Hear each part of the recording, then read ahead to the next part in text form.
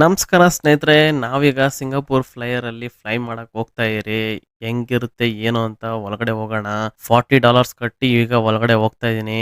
ಎಷ್ಟು ಹೈಟ್ ಇದೆ ನೋಡ್ಕೊಬಹುದು ನೀವು. ತುಂಬಾ ಅಂದ್ರೆ ತುಂಬಾ ಹೈಟ್ ಅಲ್ಲಿ ಇದು ಇಂದ ವ್ಯೂ ನೋಡಬಹುದು. ಸಿಂಗಾಪುರ್ದ ಎಲ್ಲ 50 ಕಿಲೋಮೀಟರ್ಸ್ ಏನಿದೆ ಸಿಂಗಾಪುರ್, ಅದ್ರ ಫುಲ್ ವ್ಯೂ ನೋಡಬಹುದು.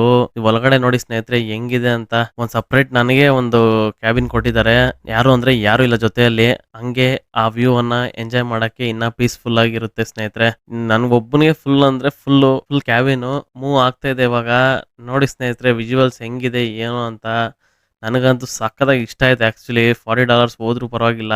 ಈ ತರ ವ್ಯೂ ನಾನು ಲೈಫ್ ಅಲ್ಲಿ ಇದೆ ಫಸ್ಟ್ ಟೈಮ್ ಈ ತರ ಒಂದು ಫ್ಲೈಯರ್ ಅಲ್ಲಿ ನೋಡ್ತಾ ಇರೋದು.